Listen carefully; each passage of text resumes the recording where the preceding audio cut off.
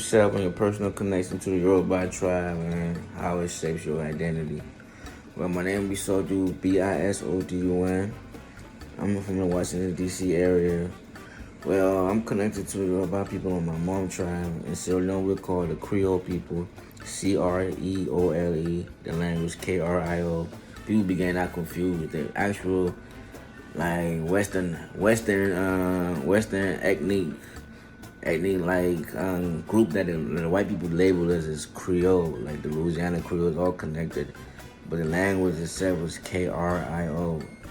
So a lot of people be thinking like, yeah, Creole is the tribe. It's not, and not all Sierra Leoneans that speak Creole come from the Creole tribe. That's false. So pretty much like I was born the same day as my grandfather, December 26th. I don't know what year he was born in, but all I knew, my mom told me the story. He was born the same day as me, and he died when he was like, I think 39. So basically, like, he's basically like a reincarnation of me, you can say. And number two, what cultural practices or traditions from the Yoruba tribe do you still uphold in Sierra Leone? Well, we uphold like a lot of like cultures, you can say, like at Google. I can remember that. Like when I was a kid, every other year it came out. I was very scared of that. Yeah, and like naming ceremonies for kids. I think Como Jade, the name. I'm gonna ask my mom dad about it, but that's about it I can remember, to be honest. And number three, how do you see the Yoruba culture influence in the broader Sierra Leone culture? Oh, definitely a lot. From the food, to the music, to the cultural stuff, like at Google and all that. They got endless. A lot of Yoruba musicians people don't even know about. From Bunny Mac, he's Yoruba descendant Creole tribe. Who else? Dr. Oilo, he's Creole tribe Yoruba too. And who else? Abu White, he's Yoruba too, Creole. Daddy Ramanu, Yoruba Creole.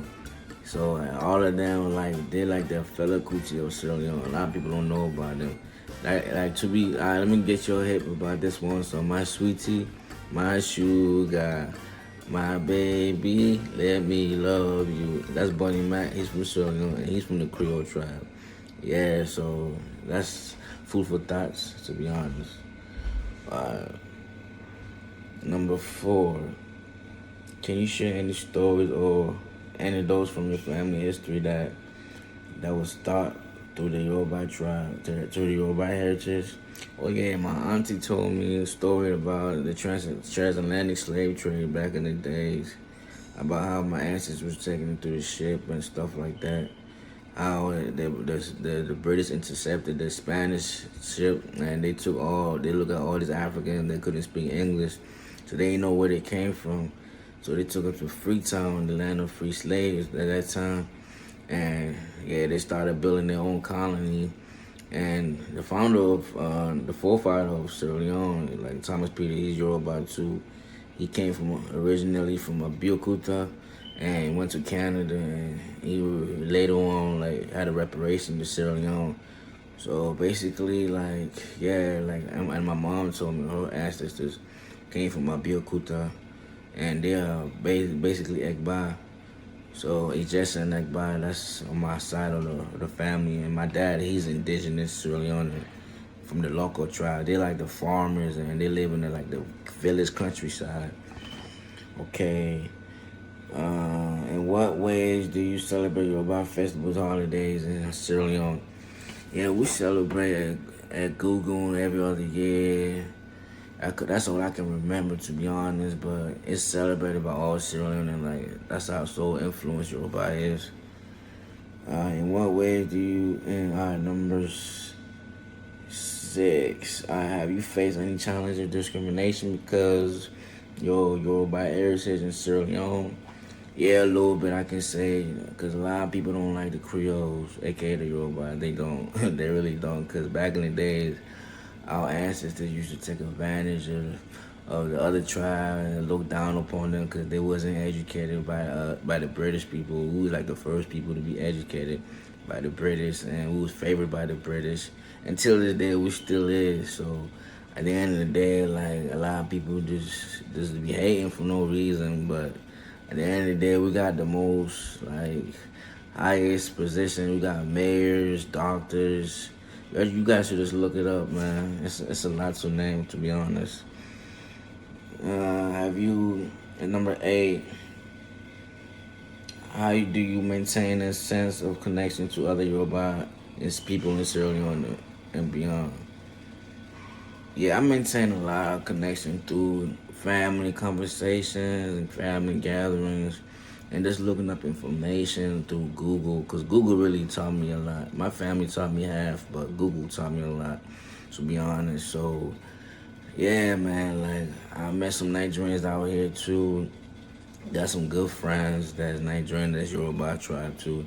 So, like, it's very, like, a connection. It very is. And even though I told them that I'm Yoruba from Sierra Leone, a lot of them be shocked, like, they got Yoruba in Sierra Leone. Well, duh, Yoruba is not only in Nigeria. Like, come on. They really think that is, but a lot of people open up their eyes now, to be honest. Yeah, it's about that time. I'm not gonna lie, it's about that time. Number 8, are there any particular foods or cuisines that are important to the Yoruba culture in Sierra Leone? Oh yeah, definitely. Like, for instance, my favorite akara, my other favorite soup. What is it called? Egusi on fufu. The Creoles eat that every other Sundays and Saturday mornings and afternoons or whatever. What else? Obi. Oh, it's called obi. What's it? Obiata. Obiata. We make obiata. What else? What else? Cuisines like your banga soup. Yeah, it's a lot. It's a lot to name, to be honest. It's really a lot. So yeah, number 9. Can you describe any unique aspect of your Yoruba language dialect that are preserved in your community? Heck yeah, I can say a lot. Like, you should go to every single, like houses, they said kusha, but without the E. But in Yoruba in Nigeria, they said kusha. So, and we said it, he said back kabo, that means you welcome. Welcome is the same thing. And you can go to the other side of, like the Muslim Krios, and they mostly like speak like Yoruba, like so language and stuff like that. So they be saying like babami and stuff like that. And what else? You can say, what else word they say? What else? I can't really like remember though, cause I've been here too long. But Kusha, Cabo is what I can remember, to be honest. But it's more to it. It's more to it. Did. I remember that. That means a little bit. Yeah, and it's more, but I don't really remember. Number 10, how do you envision the future of Yoruba culture and identity in Sierra Leone? Man, I envision a lot, to be honest. I want to be like one of them filmographic people going around and showing more like aspects of the Yoruba tribe in Sierra Leone that is not really shown in the world, to show people like, yeah, we are here and we're alive. Because a lot of people don't really know about it and know about us, what's going on. So I really want to show the real world like about us and show who we are, and we are very important and beautiful people. And yeah, basically, man, like I just wanted to just tell y'all who I am and be proud of my tribe and culture and everything, and to show the world like, yeah, you're about here to stay forever. And it's not only in Nigeria, it's in Sierra Leone too, and Liberia. People be forgetting that. I think we probably might be getting too, because we are very nomadic people, to be honest. Man, y'all have a blessed day. Oh shit.